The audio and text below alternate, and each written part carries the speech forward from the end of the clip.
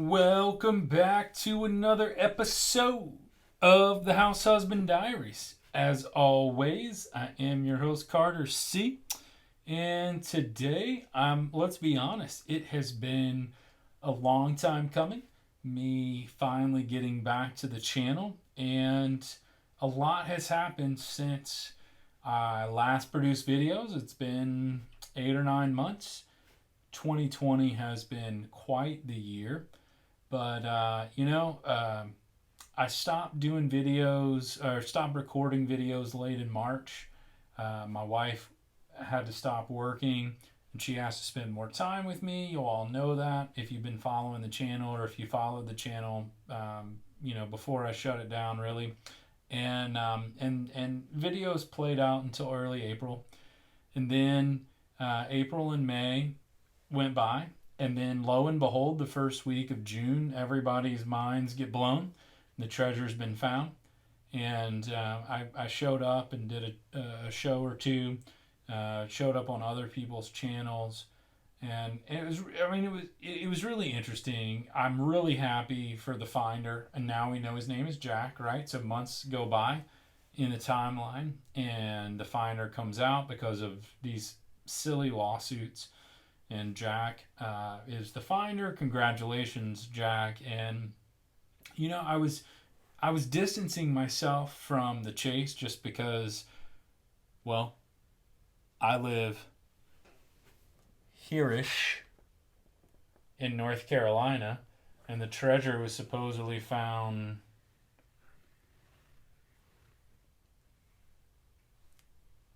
here-ish, maybe in Yellowstone, near the fire hole. Maybe we'll see. And so I was talking to a few of the YouTube personalities and the people in the community that we have grown to love and to know and love, and they asked me if I was going to do any more videos, and I thought, no, I'm not. I'm going to change the channel. I'm going to move it in another direction. And just so everybody knows, I took a respite, obviously, like I said earlier, to spend more time with my wife during our lockdown. But also, I took an opportunity to be a college professor, which I know flabbergasts many of you. It flabbergasted myself that I was even offered such a position, but it was fun. It was a lot of fun, and so I had to retire from being retired as the house husband to go teach, and now I want to retire again, and get back to making videos and growing the YouTube channel that I've started, the House Husband Diaries, and whether it grows or not, it doesn't really matter. But what I really want to do is have interesting conversations, and so part of that I think is a closure of the thrill of the chase. So I'm looking to do, I don't know how many more thrill of the chase videos we'll do, but it came to me with some of the emails that Jack was emailing that responded to, and I realized that Jack, he can't say certain things for whatever reason, and because he can't say them, I think it's for legal reasons. But because he can't say them, he can answer emails, and he's doing his best Fenn impersonation by saying some things and talking around others. But it does appear to me that Jack is leaving some breadcrumbs for those of us who would like to continue the search, continue the hunt for this place that was so special to Forrest Fenn. And part of me just wants to move on. It's 2,000 plus miles from my house, Yellowstone National Park. Although I do want to come visit in 2021 or 2022, within the next couple of years. And I would love to have a place to go and sit, and maybe it be where the treasure was hidden. Maybe it be Forrest's special place. But I do think it's an interesting exercise to look at the book. Now that we know the treasure's been found, we know some of the answers that the finder has given us, and I think it's interesting to look at the thrill of the chase with fresh eyes. I don't know that I'll go back and look at all of the interviews, the primary sources that Jack looked at, but what he said, he was looking, and there were a couple of slip ups, and then there were a couple good hints in the book, like Forrest said. And so I wonder if looking at a few of these chapters, a few of these words, a few of these pictures, with fresh eyes, saying, "Hey, it's been found," and what can I see now that maybe I didn't see in previous attempts, because I thought that the the quest or the problem or the puzzle was way bigger or way more way more complex than what my mind uh, is capable of solving, or whatever those biases were. And that was a video that Jack put out in 2019.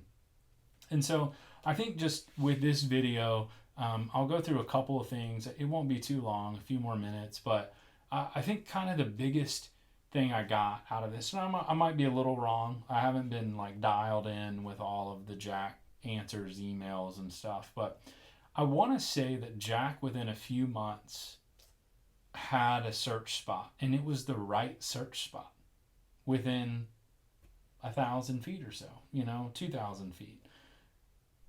And so that leads me to believe that whatever is on the cover, whatever is in, just kind of plain sight in the book, is fair game. Because if he can feel pretty confident that this is an area um, that is where Forrest would like to die, and that's the other thing, right? Is Jack said he started with not where the poem leads us and what the first clue is, but Forrest said he wanted to die there, throw his body on top of the treasure chest, and which I find interesting, right? If we're gonna pick every single word that Forrest said, the way Jack said that the chest was in a nook and it slowly was being buried. Well, I don't believe there's any way for his body to get over top of the treasure chest in a nook, but maybe lie next to it.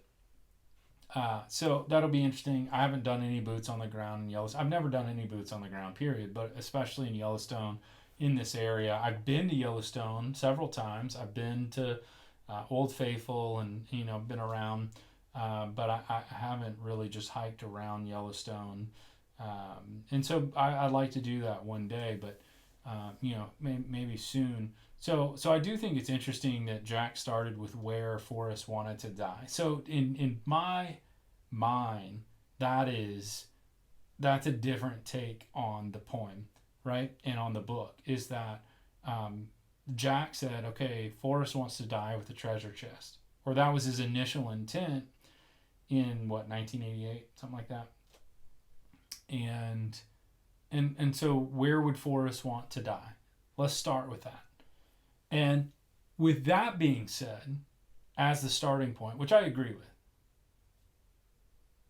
Yellowstone National Park sounds like a no-brainer. It's where Forrest had phenomenal summer experiences. He didn't like school. He loved his summer experiences. He learned how to work hard, and it's just a beautiful area. So, as I'm sure most of you know, was a New Mexico person, and I'm mainly a New Mexico person because I felt like it was easiest, and people in the search community always wanted to pin me down as a YouTube personality, and so I just chose New Mexico because it was easiest. I didn't really have a solve in New Mexico, and I didn't have a solve in Colorado or Wyoming or Montana, so I just chose New Mexico because it was close enough. But there are a couple of things I want to go through in this book, or in this video from the book, that I just kind of, this initial video, I want to kind of share.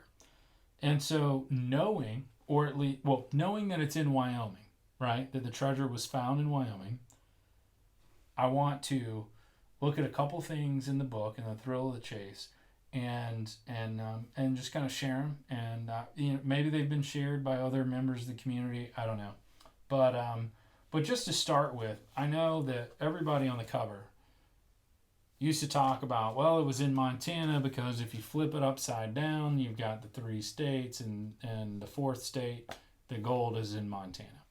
And yeah, that's I never thought that was really how he wanted to do it. And Jack said that he viewed Forrest not as trying to make a puzzle, a cipher, or anything. That he just, it was about an exercise in empathy to get to know the man. And I agree with that. I think I always agreed with that internally, whether I express that on the channel or not. And so I never really liked that flip it upside down or what have you.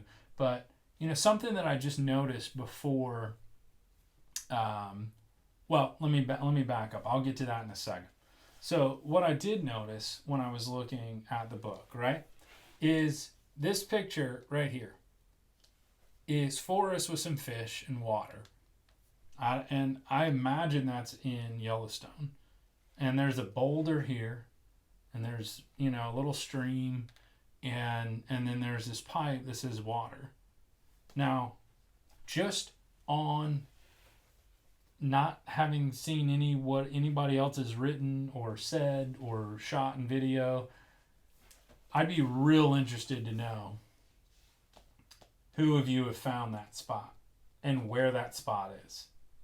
And if you have, please put it in the comments, because I'm real interested in that spot. Just Jack's found it. He found a spot, and I'll come back to that in a bit.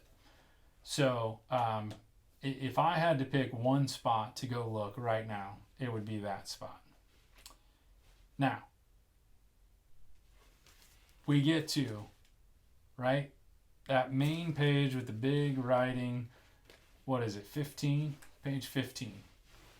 And I thought this was interesting. And I don't think this is necessarily right, but we've all read it a million times. Not a day passes that I don't question myself about what lies just ahead and whether or not I can make it happen like it's supposed to. Now, near the end of my 79th year, each day tests me in a different way, and I know that before too long, I'll make my last flight to where even memory itself will never have been. Now, I read that all the time. Before the treasure had been found, thinking maybe it was in New Mexico, and he says, I'll make my last flight, thinking he was using some sort of hyperbole. But what if he was just saying, I made my last flight up to Yellowstone from New Mexico? So he's saying, I'll make my last flight. Makes sense. Sooner or later, each of us will be nothing but the leftovers of history, or an asterisk in a book that was never written. So now I sit here past midnight, beside my juniper fire, reflecting back to the year when my awareness took its first few steps. And then he puts an asterisk. Was an asterisk the blaze, as a number of people have posited? I think it could be. The blaze, knowing what Jack said, the blaze took some damage, and you can't really recognize it as the blaze anymore. Would it be an asterisk? Could be. I think it's interesting. And then I talked to, one of the more prominent YouTube channels just in private, and that will remain private. But, one of the things that they said was, in love with Yellowstone. It's the chapter name. And when we listen to Jack share, and it's just straightforward, and what would a child say, show them the poem, read the book. Forrest was in love with Yellowstone. If he wants to die, if you want to die somewhere, it's where you're in love, and love is something you can't explain, and so why would it not be Yellowstone? And if there's things that Jack doesn't want to share in terms of legalities, then it makes sense that the treasure was found in Yellowstone, and they don't want to say it publicly, and that Jack retrieved it. Forrest said, yes, that's mine. There were directions in the chest, and said, hey, call me or call my representatives. This is just misplaced, property. And if you bring it back to me, I'll give it to you. It's yours. And it gets around it. Now, does it get around Yellowstone's, if you find something, you needs to stay with the head of Yellowstone or whatever, the rangers for at least 24 hours, and they can help locate the finder or something. No, but Forrest was a maverick. And so it makes sense to me that he would push the boundaries there. But then that puts the finder in a very precarious situation. Because what if it ever does come out? What if lawsuits are levied against him? That Yellowstone National Park says, "Hey, we've spent millions of dollars of helicopters and search, time and whatever, people and all this stuff, and so they think they own it." Or what? I mean, people are so greedy and so crazy, and it's not the genuineness of a treasure hunt, and there's just so many complications to it. But In Love with Yellowstone, I do think is it's right there in front of our faces. And when I was reading it again, it's just that 2/3 of a page. That's all In Love with Yellowstone is. So it's a very small chapter. So it sort of doesn't it doesn't grab your attention in terms of length, like My War for Me or something like that. So we go, well, maybe it's in that may be just a really great hint in the book is In Love with Yellowstone. Just the chapter title, which sort of grabs your attention, but it's such a small one-page chapter that, are you going to fixate on it? Probably not. So he says, as I talked about on numerous videos, I absolutely loved that place. And along the rivers, I could find the best agate rocks. I think it's agate rocks for making marbles. I was thinking about all of those things and even more. Right? I was thinking about all those things and even more. So maybe it was marbles. Agate rocks. Making marbles. Maybe it was marbles. A pile of marbles. What was the blaze? And then he talks about everything was rationed. And even so, my father always drove about 50 miles. You remember that? 50? Driving out of the way down a little dirt road to a one-room schoolhouse in Wyoming just to show me what was written over the door. He who teaches a child labors with God in his workshop. He was so proud about that. Maybe that was carved. Maybe that was put there, Maybe the blaze was written over that area. Maybe there was some board or something and he had written that, carved it in there, and that was over the nook where the treasure was hidden. So it was actually that sign. And then the last thing I'll say is he said he sold the 36 Chevy. They got a 41 Plymouth. He couldn't believe it. I've talked about that in numerous videos. And he says, if I could find that Chevy, I'd buy it back and keep it forever. What if it was just 36 Chevy? If that was the blaze, carved somehow. I don't know. But then the last thing I'll say in Flywater, another person I talked to said, it's what Forrest says in Flywater. And when my tackle box is closed at last and the caddis hatch is gone, I will rest through all of time and space, pillowed down and scented in, with a smile that comes from remembering the special things that brought me to that final place. Fishing. It's what Flywater is about. And what I was going to say earlier in the video, and I'm sure this was brought to people's attention a long time ago, but I never really paid much attention or paid much care. But this same picture right here is right here. Was that anything? I don't know. As I said, if there's one place that you ask me, Carter, where would you go if you had to bet? Where would it be? I'd say within 1,000 feet of that spot, wherever that spot is. And I'm guessing it's in Yellowstone, and I'm guessing people know where that is. So if you know where that is, if you have seen any other videos, if people have talked about it, let me know. I'm not really sure, you know, what everybody's been doing in the last few months, but I'm super pumped to be back. I'll do a series of Forest Fenn videos over the coming weeks. I'll do a fair amount of philosophical conversations, just because that's what I'm interested in. And this channel is a House Husband Diary. So I hope that you will journey along with me in life at the House Husband Diaries, that you will continue to watch, listen, comment, and be a part of the community. So thanks so much for watching this episode of the House Husband Diaries. And until the next episode, I will see you later.